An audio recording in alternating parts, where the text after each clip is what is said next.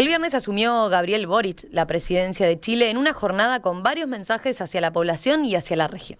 Queridos habitantes de nuestra tierra, asumo hoy con humildad, con conciencia de las dificultades, el mandato que ustedes me han confiado. Lo hago también con la convicción de que solo en la construcción colectiva de una sociedad más digna podremos fundar una vida mejor para todos y todas. En Chile no sobra nadie. La democracia la construimos juntos y la vida que soñamos solo puede nacer de la convivencia, el diálogo, la democracia, la colaboración y no la exclusión. Sé que en 4 años más el pueblo de Chile nos juzgará por nuestras obras y no por nuestras palabras. Y que, como decía un viejo poeta, el adjetivo cuando no da vida mata. Hoy era necesario hablar, mañana todos juntos a trabajar.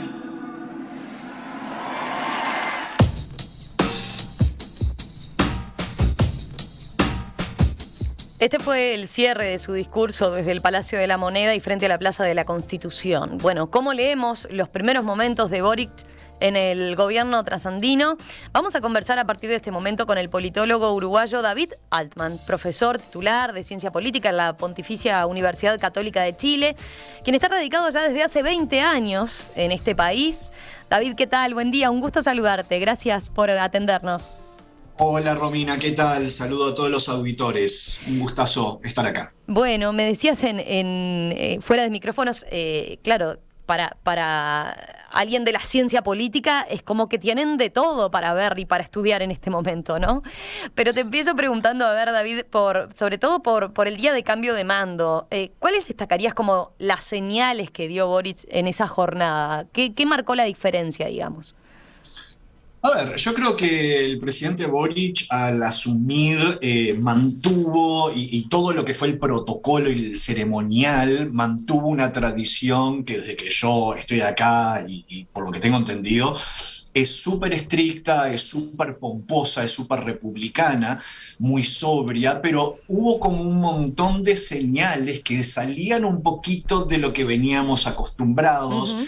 En cuanto, por ejemplo, la jefa de protocolo, que estaba con su atuendo de Rapa Nui original, había como señales a grupos y a gente que por una razón u otra uno podría asumir que se han sentido a lo largo de todos estos años un tanto en los márgenes del quehacer político, ¿no? En el discurso el presidente Boric mencionó todo lo mencionable dentro de los grupos, ¿no? Que desde los pueblos originarios, las mujeres, las disidencias sexuales, la gente que vive en zonas de sacrificio, o sea, no quedó nada afuera. Y desde ese sentido, desde esa perspectiva, como que hacía guiñadas a diestra y siniestra a todo el mundo, y este pedacito que acabamos de escuchar que han puesto ustedes da cuenta de ello, ¿no? Como súper integrador, súper abierto, tolerante, convocante. Uh-huh. Ahora, claro, eso fue el viernes, ahora Él lo reiteró, lunes, ¿no? Eso muchas veces, ¿no? Los necesito a ustedes, esto es todo juntos, ¿no? Por supuesto. Chile no viene saliendo, estamos como en el Uruguay, está en un momento relativamente más tranquilo en términos pandémicos, uh-huh. Pero sin embargo hay muchos problemas y los frentes de batalla que tiene el presidente desde hoy temprano son bestiales, son monstruosos, son dificilísimos. Y claro, ahora viene toda esa transición de estas palabras bonitas a materializar políticas, ¿no? Y ahí es donde está el kit del asunto. Él, podríamos decir, en ese sentido, abrió el paraguas, ¿no? Y dijo, ustedes me van a juzgar no por mis palabras. Hoy es momento de hablar, decía, ¿no? Hoy es momento de hablar y bueno, y tiene que tener su lugar la palabra y como el discurso bonito, pero después, dentro de 4 años, decía él, insistía, me van a juzgar por los hechos, no por mis palabras. ¿Qué otra cosa destacarías de lo que fue el discurso y los puntos más destacados desde de los anuncios que pudo haber hecho, de lo que transmitió ese mismo día de la Asunción? Mira, yo creo que hubo como 2 o 3 cosas que a mí particularmente me llamaron la atención. La primera fue el haber reconocido explícitamente que su gobierno, en cierto sentido, es el hijo de las movilizaciones sociales y de las manifestaciones que venimos experimentando desde mediados de octubre del 2019. ¿Verdad? Desde ese entonces Chile no ha parado, te lo decía un poco en off, pero los que vivimos acá, en cierto sentido, sentimos que estamos en una montaña rusa. O sea, vos no sabés cuándo, cómo, pero alguna demostración, algo está pasando en algún lado del país. Y hay muchas variaciones internas de Chile que en un rato quizás convenga hablar un poquito sobre eso. También desde esa perspectiva, quizás la señal más fuerte es el retiro de las querellas por seguridad del Estado a varios de los que están detenidos por las manifestaciones que hemos tenido recurrentemente todos los viernes desde hace 2 años y tanto, ¿verdad? Hay gente que está arrestada y que está arrestada por una combinación de cosas porque asaltó, porque robó, porque lastimó, pero también el Estado se querella por violencia, por disturbios públicos, etc. Entonces, desde la parte del Estado se va a retirar eso, posiblemente mucha de esta gente va a tener una pena, pero esta parte de la pena por querella del Estado no va a ser, se retiró. Y la otra, por último, que en cierto sentido me dejó un sabor medio agridulce, es que indiscutiblemente con todos los bemoles que hemos venido charlando ya hace añares acá en perspectiva y que lo saben mejor que nosotros casi, Chile ha servido como un faro que señala cosas buenas y cosas malas para hacer en cuestiones de regulación económica y demás. Lo que sí me parece que el presidente no fue tan claro es en reconocer mínimamente los avances que Chile hizo en estos gobiernos concertacionistas, por lo pronto, y no le dio el saludo a quizás lo más simbólico al presidente Lagos, que fue explícitamente dejado de lado. Sin embargo, habló de la presidenta Bachelet, habló del presidente Elwin, pero está. Entonces son como, obviamente en este cóctel a cada uno mirando, trata de ver de dónde se puede agarrar para decir algo interesante ahora con ustedes, pero estas fueron como luces que a mí me llamaron la atención. Perfecto. David, te iba a consultar, a ver, uno, como siempre, ¿no? Cuando se inicia un periodo de gobierno, se habla de la famosa luna de miel. Sí. Acá la pregunta podría ser, ¿con quiénes y hasta cuándo puede ser? Te lo pregunto pensando sobre todo en los últimos años, cuando hemos hablado de lo que estaba pasando o tratado de interpretar lo que estaba pasando con la sociedad chilena, algo que se desprendía notoriamente era ese desinterés y sobre todo esa falta de credibilidad en los partidos políticos y en el sistema de partidos como tal, ¿no? Esa apatía, podríamos decir, esa falta de sentirse identificado con algo que lo movilizara dentro de lo que eran los partidos. ¿Cuánto cambia ahora con la asunción de Gabriel Boric ese aspecto en particular?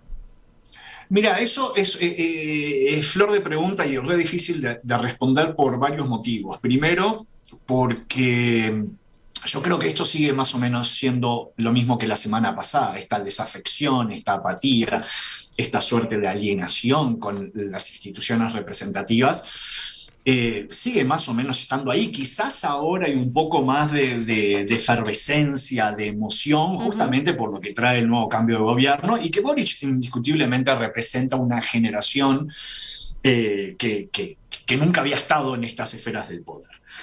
Pero, sin embargo, no nos olvidemos que en las elecciones hemos tenido 7, 8 elecciones en el último año y medio y vota la mitad de la gente, vota la mitad de la ciudadanía.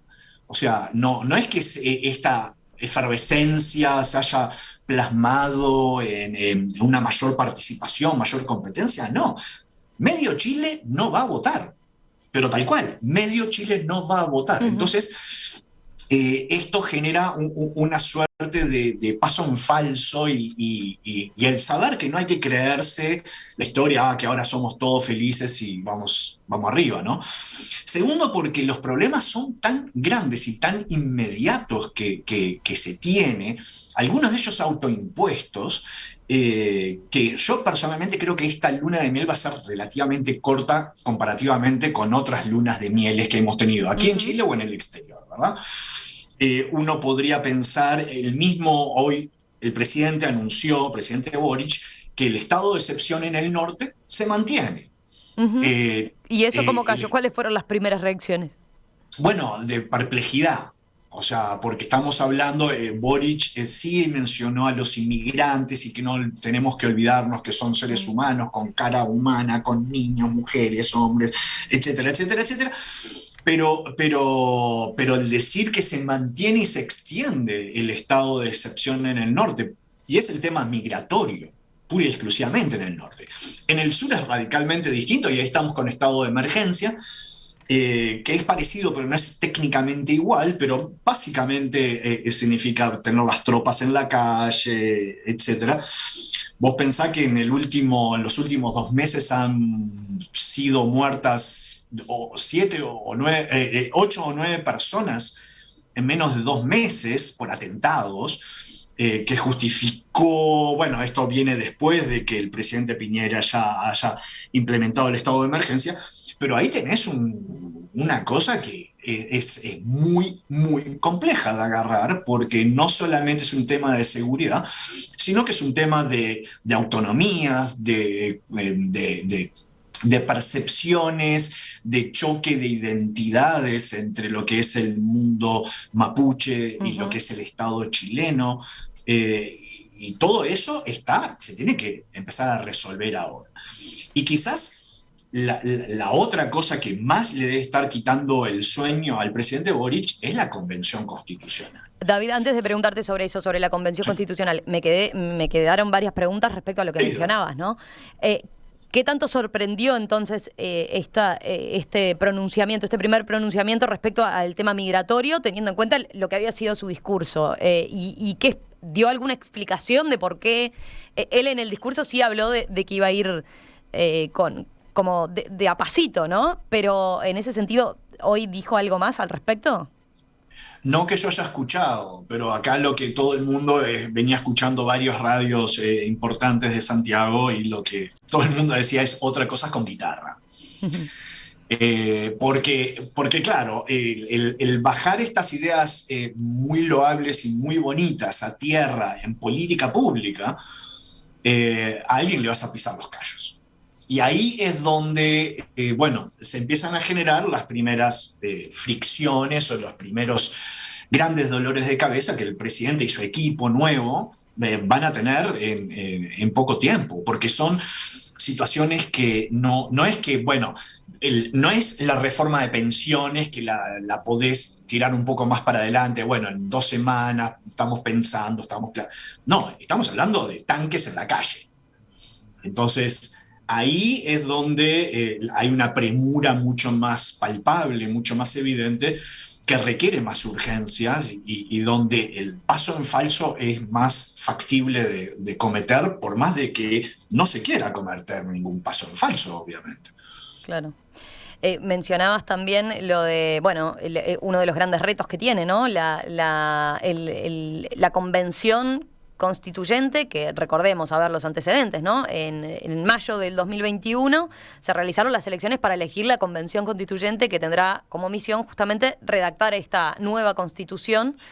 Y ahora este grupo de personas que fue electa tiene 9 meses ya para presentar un texto constitucional y en particular a mediados de 2022, o sea, estamos hablando dentro de unos meses nada más, es que el país vivirá entonces lo que se espera sea un nuevo plebiscito de salida para aprobar o rechazar esa nueva constitución, ¿no?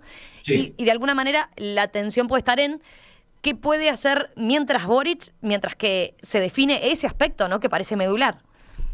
Sí, hay que recordar también que Boric realmente fue uno de los artífices de todo este proceso, una vez que explotó, después del estallido social en octubre del 19, Recuerdo que a mediados de noviembre se logró un acuerdo interpartidario donde Boric fue una de las piezas claves que permitió descomprimir, hacer la elección, el plebiscito de entrada, si queremos ponerle un nombre, la elección a los constituyentes y todo el proceso que tú describiste. Efectivamente, Boric ha sido uno de los creadores de esto, y Boric también dice y explícitamente sabe que tiene que de una forma u otra hacer algo, porque el mundo de la constituyente y el mundo del ejecutivo se contaminan mutuamente, se influencian mutuamente.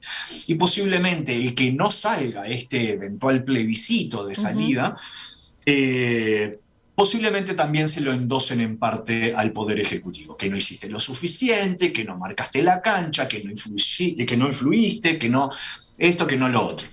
Entonces podría tener un costo muy caro para él, esto que al día de hoy es totalmente un tirar una moneda, porque no sabemos qué va a pasar. Es realmente imposible de saber qué va a pasar desde el mero hecho de que el voto de salida en este plebiscito, que te diría que va a ser en el segundo semestre. Sí, porque se puede alargar, ¿no? 3 meses más. Bueno, la convención tiene, creo que la fecha límite el 4 de julio, y pueden pedir una extensión de 3 meses y así un poco más. Pero pongamos, el plebiscito seguramente va a ser a fin de este año, digamos en el último trimestre, pero a diferencia de los anteriores, en este el voto es obligatorio. Entonces, vos, lo que veníamos hablando antes, hasta el día de hoy han participado en todo este ciclo electoral, y ya venían picada de antes, un 50% de los que tenemos derecho a voto. Nadie sabe qué pasa con el otro 50% que no han participado, pero este plebiscito de salida sí los va a involucrar. Y si es verdad de que en las movilizaciones, en las últimas elecciones, las generaciones más jóvenes, urbanas, han participado más, significa que esto viene a costa de generaciones, por lo que tenemos entendido, los datos así dirían, de gente un poco mayor, de gente un poco más rural. La gente un poco más mayor, la gente un poco más rural, es más reacia al cambio. Entonces las probabilidades de que el diferencial entre sí y el no se balancee un poco para el no, por el miedo al cambio, son factibles, son palpables. Y las encuestas así lo indican, o sea, el sí viene perdiendo terreno, a pesar de que todo parecería indicar que sigue siendo una mayoría, y el no a la nueva constitución viene ganando terreno, a pesar de que todavía está ahí en la zona, en ese intervalo de confianza donde se mezcla todo. Entiendo, y es bien interesante, y nos va a tener pendientes entonces de acá a fin de año. Y vuelvo a la pregunta, más allá de lo que señalabas, ¿no? De que seguramente si no sale, se lo achaquen teniendo en cuenta el rol que él tuvo, ¿no? En generar este proceso, se lo achaquen políticamente a Boric. ¿Qué puede pasar en estos meses? ¿Qué margen de acción tiene él teniendo esto por delante, no? Es que no tiene lo que haga lo va a tener que hacer de una forma muy delicada, muy sutil, porque indiscutiblemente estamos hablando de dos poderes independientes del Estado. No es que el Ejecutivo se pueda inmiscuir en la Convención Constitucional y que el presidente diga, pero por lo menos uno esperaría que ordenara a su gente dentro de la Convención, que no es una mayoría, tiene mucha gente, pero hasta el día de hoy ha dado señales súper eclécticas, con una disciplina muy baja. Ha sido todo muy, muy difícil de dibujar exactamente dónde está la gente de apruebo, dignidad y los límites de su agenda política dentro de la Convención. Lo mismo, el mismo drama tiene en el Parlamento. Bueno, esa era otra de las cosas que te iba a preguntar, ¿no? Tiene un desafío, ahí es uno de los desafíos que tiene también, ¿no? Conseguir mayorías suficientes en el Parlamento. En el Parlamento tiene el drama en la Cámara de Diputados él tendría las mayorías necesarias si es que ordenara las filas. Una de las cosas que llama también poderosamente la atención, que a diferencia de otros momentos, otros gobiernos en Chile, este no tiene un nombre. No es que sea el gobierno de la concertación, no es que sea el gobierno de la unidad popular, no es que sea el gobierno... ¿Qué es? ¿El gobierno de qué? porque son como una serie de coaliciones que se superponen y no hay un nombre para empezar, y creo que esto es muy decidor, que los abrace a todos. Porque tenés gente de él, tenés la gente exconcertacionista, que obviamente está mucho más cercana a él de lo que estaba el gobierno de Piñera, y así sucesivamente. Y en el Senado no tiene mayorías, así, de lleno. Está en minoría. Más aún, en el Senado, y que ahora es uno de los grandes temas de la convención, existe la probabilidad que se elimine el Senado. Entonces, vos imaginate, vos tenés un presidente que quiere que la convención avance, que apruebe una nueva constitución que tenga cierta forma, pero esta nueva constitución va a desarmar una institución con la cual él tiene que negociar. Es un baile que yo no se lo envidio a nadie. Pero en el Senado estos últimos días hubo mucha fricción justamente por quien presidía el Senado, hubo decisiones en la izquierda, hubo decisiones en la derecha, mucha pelea, y en parte vienen apretados por una convención que dicen, no, ustedes, si se aprueba, se van a la casa, desarmamos esta Cámara. Sí. Me quedé con esto que mencionabas, ¿no? De la falta de un nombre que los aglutine, digamos. Hoy aparecía dentro de los comentarios de la tertulia esto de que no tiene un proceso de acumulación, ¿no? Y de historia atrás que pudiera respaldarlo. O sea, es muy nuevo en ese sentido, ¿no? Incluso la alianza como tal es absolutamente nueva. Entonces, de ahí lo impredecible que puede ser. Absolutamente. De hecho, el nombre Frente Amplio es un nombre relativamente corto y en cierto sentido muy inspirado por la experiencia uruguaya. Y hay varios nombres que como que aparecen y desaparecen y no tenés la acumulación que hay en otras experiencias, ni que hablar la nuestra allá en Uruguay, de decenas de años de ser oposición, de aprender cómo jugar esto, cómo negociar, de ser gobierno, de volver, de entrar. O sea, falta mucho de esto. Es como que esto sea política en esteroides. Todo tiene que ser ya, ahora, y genera espejismos, les genera como imaginarios a veces muy bonitos, otras veces que los pueden llevar por el mal camino en el sentido de que podrían aspirar a cosas que ninguna sociedad da. No vamos a ir a la plaza a juntar, a darnos las manos y a cantar, no sé, no. Pero a veces como que hay mensajes muy románticos que apuntan a, de pronto ahora todos nos vamos a reconocer nuestra diversidad y vamos a ser todos felices. Bueno, sí, ojalá, pero para eso falta mucho. Y faltan muchas políticas y ahí es donde donde van a tener enormes diferencias y enormes problemas de aprobar medidas que van a ser dolorosas, algunas de ellas, para alguien. No sé para quién, pero para alguien, en la medida que una política sea significativa, que está tocando intereses existentes.